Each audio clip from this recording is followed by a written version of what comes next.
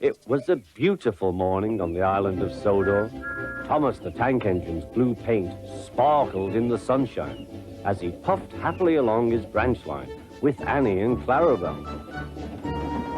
He was feeling very pleased with himself.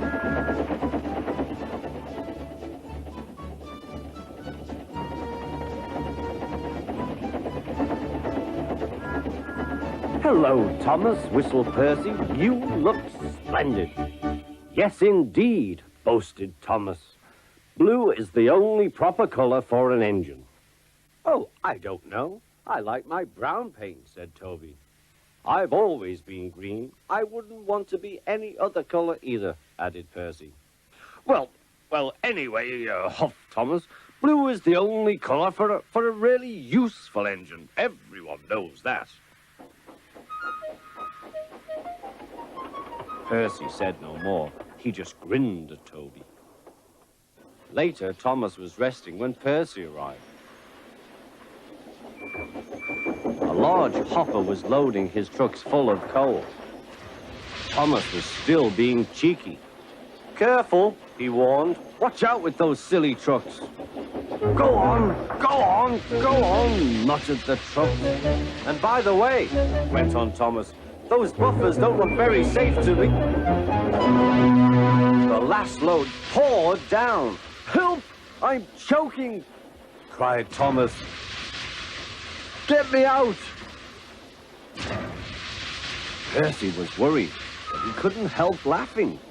Thomas's smart blue paint was covered in coal dust from smoke box to bunker.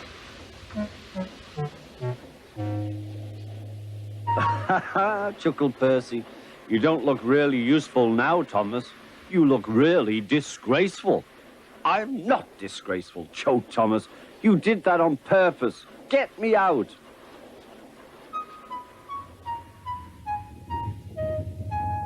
It took so long to clean Thomas that he wasn't in time for his next train. Toby had to take Annie and Clarabelle. "Poor Thomas," whispered Annie to Clarabelle. They were most upset.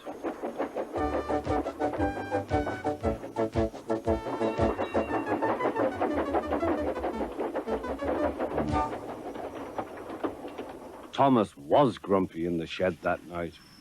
Toby thought it a great joke, but Percy was cross with Thomas for thinking he had made his paint dirty on purpose.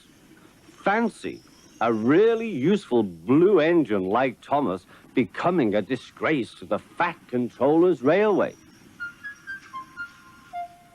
Next day, Thomas was feeling more cheerful as he watched Percy bring his trucks from the junction.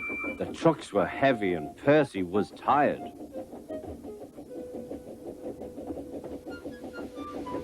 "Have a drink," said his driver, "then you'll feel better."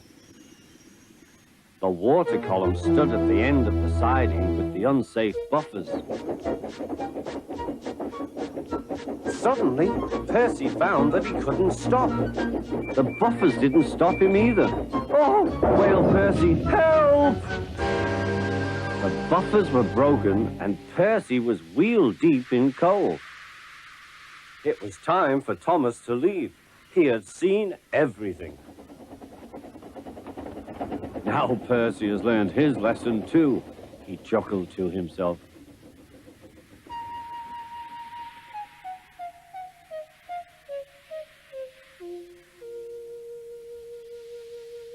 That night, the two engines made up their quarrel.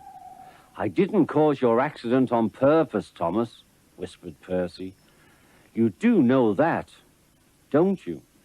"Of course," replied Thomas, "and I'm sorry I was cheeky. Your green paint looks splendid again, too. In future, we'll both be more careful of coal."